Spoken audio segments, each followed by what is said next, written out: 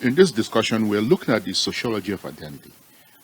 And let's take a look at this closely. When we say sociology of identity, we are talking about how society, we have multiple identities. We may not know all of our identities, but we do have multiple identities. And this discussion then will focus light on identity, its usefulness, and its application in society, and more importantly, the terms that are associated with this concept. Okay, so let's take a look. The first one we're looking at is essentialism. And essentialism is a theory of identity. It's one of the frameworks of identity. And this framework or this form of identity is what we consider as innate, right? And the question is, what is innate? So this is natural. Innate means natural. So here it's saying that identity is natural. You are born with certain features, certain characteristics or identity, and that remains with you, essentially. Right? It says here, not changing. It's not going anywhere. It's not changing. It is something that we are born with. And then it goes on to say essentialism, as a theory of identity, limits the possibility of our identity changing or shifting over time. This is very interesting. And it's important for us to pay close attention to this framework that is suggesting that our identity is static. It's not going anywhere. From birth to death, we are identified in a certain way. And that's what it says here. It suggests that from birth to death, we can only, very key word here, only identify in one way. So that's essentialism as a theory, as a framework of identity, establishes the permanence of identity, right? So it says never changing. So that means this is permanent, the permanence of identity, right? So this is permanent. And an example would be race. This is a great example. Race is permanent. I have not seen anyone that has successfully changed the race. And so you're born into a certain race, and that becomes your identity until you leave this earth. So that's a good example of what essentialism is, and a framework of identity that suggests that our identity is static. From birth to death, we are identified in a certain way. Okay, let's take a look at the next slide. So next slide here says there's a different framework, which is known as social construction. So let's break it down. So social is society, and the suggestion then is society is constructing something. Is it not? Society is constructing something. And in this case, society is constructing our identity. That's what it means, right? So our identities are formed by our interactions with elements of society. And these elements of society influence us in many ways and over time form our identity. So it says here the individual has no control over this process, but rather adapts to it. The individual adapts to it. The individual has no control over this process, right? So other people in the individual's life are the ones influencing the individual and forming the individual's identity. This is a very interesting framework as well, right? It's an interesting framework as well, suggesting that the individual is born into an environment, and that environment shapes the individual. And this may explain why you have people from other parts of the world that have different values, have different outlook on life, and from others. And the reason is the environment, right? The elements in one environment are not the same elements in other environments, right? They may have the same name, but the values are different. For example, the government, right? In some parts of the world, the government is dictatorship, authoritarian, not democracy. In other parts of the world, the government is democracy, and obviously they have different values, different ways of governing, different ways of interacting with their citizens, right? Still government, but different value system, etc. So here we say the identities then are formed by interactions with elements of society. Now let's identify some of those elements of society. So let's bring this here. right? So, for example, school is an element of society. Is what we call agents of socialization. Actually, let me put that here as well. Agents of socialization. And essentially what they do is to influence us as members of society. So school influences us.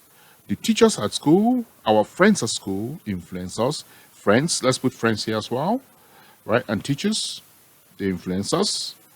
Let's put family here as well, right? Actually, family is the first because we're born into a family, and right away, even before we get to school, right away, we're influenced by the family. We begin to take on the values of the family. Parents bring up their children according to their own values.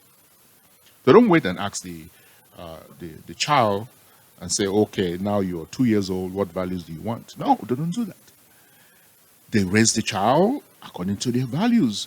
And religion is one of those agents of socialization. Culture is here as well. The list is long. We can even put here the media and the government, right? All of these are agents of socialization, institutions in society that influence our identity and eventually give us our identity. And that's what it's meant by social construction, because all of these are in society. All right, so it says here, hardly any deviation from the established norms. Under this type of identity, the individual is influenced by forces close and they adapt. They adapt to those influences. For example, your parents are doctors. Well, guess what? You want to be a doctor as well, right? Oftentimes you hear children, trying to, go into their parents' profession because that's what they see. That's right before them. Especially if their parents are in a profession where there's uniform, military, for example, firefighting, for example, doctors that wear the doctor's coat and have their equipment around their neck. The children see that and they want to become that. They want to become that. That is what is meant by social construction, that our identities are formed by the agents of society, these agents of society, and by the time we become adults, these agents essentially have completed their influence on us. Next slide. Okay, so this one now is saying ascribed identity, and this is pretty much the same idea as essentialism that we just talked about. Let's put that here. Essentialism that we just talked about. And ascribed here means a social status assigned to an individual from birth. Now, the difference between that essentialism and this one is, here we are talking about social status, right? Assigned to the individual from birth. It is not chosen and cannot be easily changed. A perfect example of this is the royal family. Let's put them here. Right? The royal family in England, right? The monarchy in England. So you have children born into the monarchy, right? They're born into the monarchy, and right, they become, princes, prince and princesses. And the question is, what did they do to deserve that? And that's why he says here, assigned to an individual from birth, right? They did nothing. They did absolutely nothing to be born into the royal family. They were just born into the royal family. And then they become royal. And that becomes an ascribed identity. An ascribed identity. And that is a social status, right? It's not one of those that we just discussed in terms of race, but this is a social status that they've taken on because they were born into a family. Ascribed status. That's a good example of it. All right, so the next one is achieved. A social status that is a result of an individual's work. Please pay attention to this. This is a very interesting one. A social status that comes as a result of an individual's work, accomplishments, and all abilities. Right? So you're born, you go to school, and you achieve you achieve something in society, right? You earn something in society. Even you're going to school is an achieved status. For example, you finish high school, Well, that's an achieved status. You're a high school graduate. That's an achieved status. You finish college. That's an achieved status. You're a college graduate, university graduate, and the list goes on, right? So that's an achieved status. So achieved status, you're not born with it. Please take note. Let me put that here because it's a very critical point. Not, right? Not born with it. Not at all, right? So in other words, it's not innate, right? It's not innate. You're not born with it. You rather achieve it as you go through life. And you become known by that achievement. So let me give you an example of LeBron James, who is a basketball legend. And he's a basketball player, is very famous for that. He's obviously, getting, real good money for that and so forth. That has really become his identity. It's achieved identity, right? So the first thing that comes to mind when you hear LeBron James, the first thing that comes to mind is basketball. Is it not? Basketball. But take a look at this. LeBron James is a father. And he's a husband.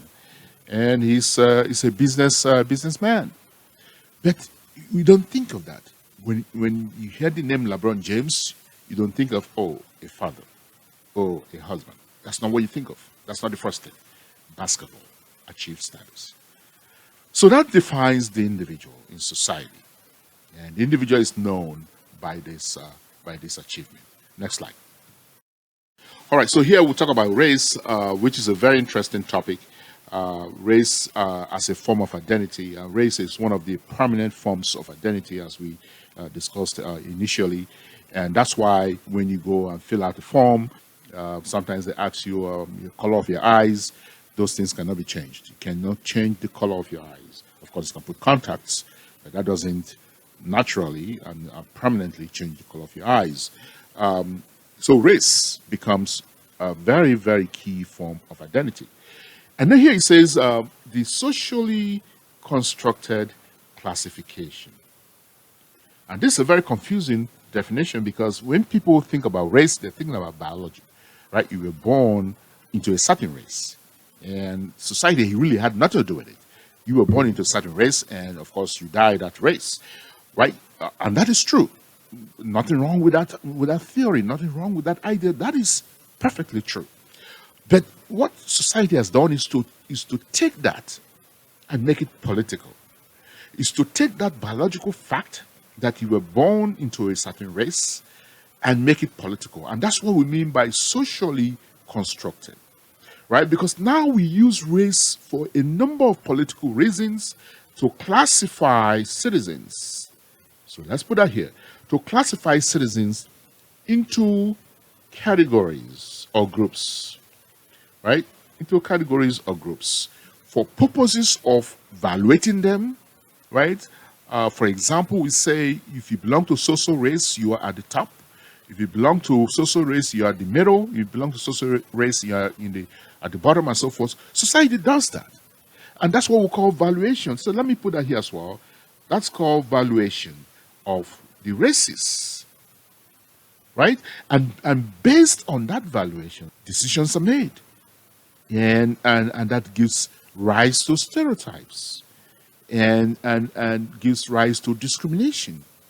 And gives rise to racism. Because society has classified the different races in society. So it says here the socially constructed classification of human beings based on identified or perceived characteristics such as the color of skin. Right? And if we go back to South Africa, in the days of apartheid, where they classified the citizens as black, colored, and white in South Africa. This was way back in the 50s, actually started in 1948, all the way through the 50s, 60s, 70s, 80s, and ended in the 90s, right, in the mid-90s. The classification of human beings into categories for the purposes of political manipulation and economic manipulation as well. So here it says, let's take this again, the socially constructed classification of human beings based on identified or perceived characteristics such as color of skin and informed by historical and geographical context, right? Historical and geographical context, you have different races in different parts of the world, predominantly that is now with globalization, everybody's moving everywhere. But predominantly you have certain races in certain places, geographical context, historical context. It is not a biological classification. It's not a biological classification. Why race could be biological itself without any attachment to politics, society doesn't see it that way. Society takes that classification then, that biological event, and turns it into a social event where we say, you're from this race, therefore you don't belong. You're from that race, therefore you don't belong. And that often brings crisis in society and tension in society. All right, it says it's often the basis upon which groups are formed, and agency here means power, right? Please take note, agency, attained, and status is conferred. And this is a very good point here. Status is conferred, right? So we say to the different races, you are, and this is society saying this, you are good, you are not good, status, right? You are inferior, you are not inferior, status. Society is saying this, right? And by so doing, we bring friction and tension in our society because we have to see everyone as equal, and everyone should be equal before the law in society and treated equally. Give status. That's when society becomes troublesome. And that's where we have racism and discrimination and stereotypes and so forth. All right, so the point here is, before we move on to the next slide, the point here is socially constructed. Race is socially constructed. Next. All right, so here we'll talk about gender, another very interesting form of identity. And it's important to note that when we talk about gender, we are talking about equals to roles, right? We're talking about roles. Now, oftentimes when people say gender, they think about this, sex. Sex as in the biological organ. That's what they think about. But that's not correct, right? Gender is roles in society. And sometimes when you go to an office, you fill out a form and they ask you other things, address and so forth. What they really want to know is this, right? What is your sex? That's what I want to know. Maybe for statistics purposes, for funding purposes, or for data collection as to the type of people using your service and so forth. They are not interested in the role you think you're playing in society, right? Even though they put gender on that form, what they really mean is sex. What is your sex, right? Because they're not interested in the role you think you're playing in society. All right, so then it says here, gender refers to attitudes, feelings, and behaviors that given culture associates with a person's biological sex. Right, there you go. Associates with a person's biological sex. So we are talking about attitudes and feelings and behaviors, right? That society, a culture, and this is a very important point because the different cultures in the world have different expectations of sex. Again, for example, you travel to Africa, they have their own values there. You go to Asia, they have their own values. They believe that women should be this and men should be that and so forth, etc. Every society has that. Every society has that, right? So it says here, for example, being a woman comes with a set of behavioral expectations, right? And these expectations help determine how one performs in society in the social context, right? In the social context, how you perform in society in the social context. This is a very interesting form of identity as well, right? Because sometimes you can identify people based on the role that they play, even without seeing them. Although roles are changing now, and roles are crossed now with again society opening up, women in the workplace and so forth, etc. But sometimes you can identify somebody just by the profession they're in. Right? And that takes us to the next slide, that really genderized professions, especially in the Western countries, but also in developing countries. So let's take a look at the next slide. So here we see gender roles that are roles that are ascribed to men and women in society and by society, right? And to a large extent, this is still true today. So here we have men police officers, right? Today, a lot of police departments are still predominantly men, and pilot men, military men, doctors men, engineers men, firemen, firefighters men, and mechanics men, right? According to society, these are male professions. Sometimes when you go to an office, you fill out a form, they ask you gender, maybe age or date of birth. And that has been the mentality in our society, that we have genderized professions in this way. And so when you hear, oh, the police are coming, most likely you are thinking, okay, a bunch of men are coming with guns on the belt.